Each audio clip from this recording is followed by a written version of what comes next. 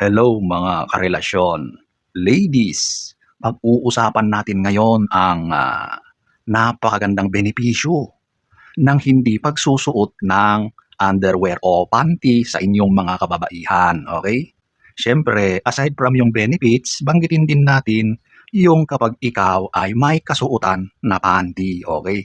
Kaya ladies, mahalaga ito para alam nyo kung ano ba ang mas pabor, meron o wala.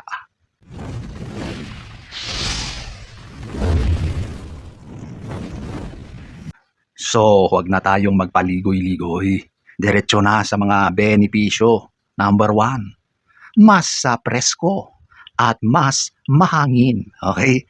Alam niyo, lahat naman tayo ay gusto natin yung pakiramdam na presko ang parte na yon, na kahit papaano ay merong pumapasok na hangin. Kasi alam nyo, ang parte na yon, mainit talaga doon. Lalo na sa inyong mga kababaihan. Dahil sa inyo, ang pagkagawa niyan ay iba tulad sa mga lalaki. Diyan kasi mas madalas na iyan ay moist, basa. Okay? At kapag nararamdaman natin na basa yun, hindi na tayo komportable. Eh, basa na nga. Tapos, hindi pa nakakapasok ang hangin dahil kulob, ang sama ng pakiramdam, di ba? Maliban sa mainit, nag-iiba pa ang amoy doon kapag meron kang suot na panty. Okay? Kasi kulob na kulob yun eh. Ang init na nga, tapos basa pa, ayun, nagkakaroon ng hindi ka nais-nais na amoy dahil sa mga pagdami ng mga buhay na bakterya na yun ang nagdudulot ng hindi ka nais-nais na amoy. Alam nyo, ang mga bakterya gustong-gusto nila ang basa, kulob na lugar. Doon sila namimiesta, doon sila nagpapadami. Kaya kung hindi yan nahahanginan, napapasukan ng preskong hangin, ay nako, hindi ka talaga maging masaya. Kasi ramdam mo sa sarili mo na hindi ka komportable. Okay? Kaya the best talaga kapag wala, di ba? Kapag masaya yung pakiramdam, parang naghe-hello din yan eh. Masaya siya. Kung sa mukha naman yan, nakangiti lagi. Okay? Nakangiti, ang saya-sayang tignan siya, ganun yun. So, yan po ang isa sa mga benepisyo.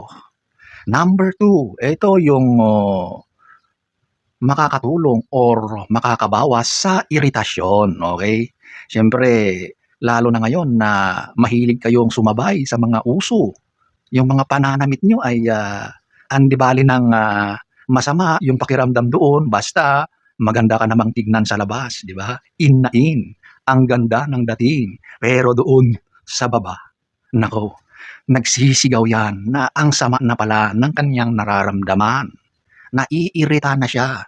Tapos nagsuot ka pa ng jeans na napakasikip. Sinasadya mo para lumabas yung kurbada ng katawan mo.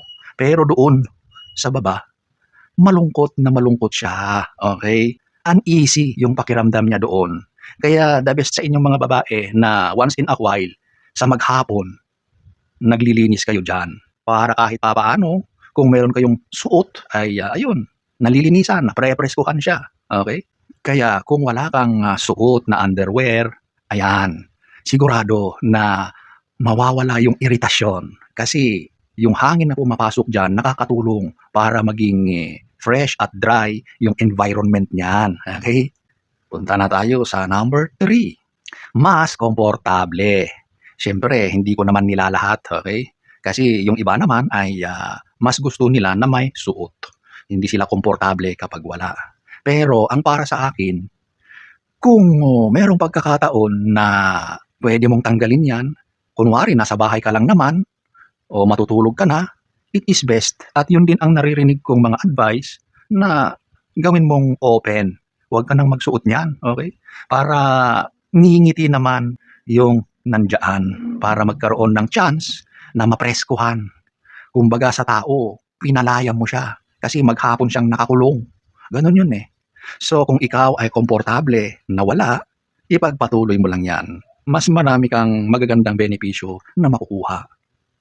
Number 4, siyempre makakaiwas sa mga infection.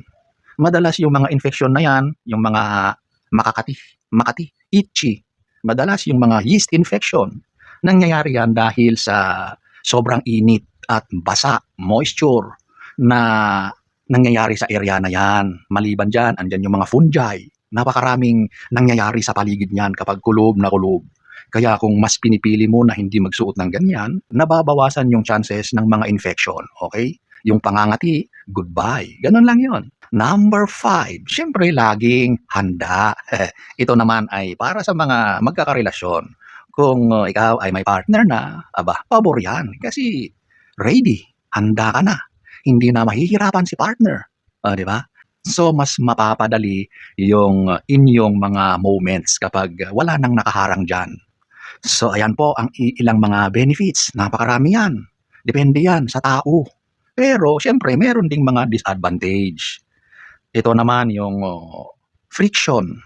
Siyempre, kapag wala kang suot na panloob, panty, underwear, at nagsuot ka ng maong na pants, aray ko. Napakasakit naman yon. Nagagasgas talaga siya. Number 2, madudumihan yung damit mo. Bakit? Kasi sa mga babae sa inyo, hindi maiwasan na nagkakaroon kayo ng mga discharge na normal naman yan sa inyo. Eh kung wala kang suot, sa halip na nasasala yan doon sa underwear, dumediretso na yan sa damit mo. Number 3, ito yung nagkakaroon ng contamination. Siyempre, sa damit ulit yan.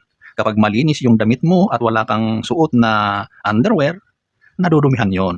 Nakikita na agad yon. Okay, dumidikit yun eh.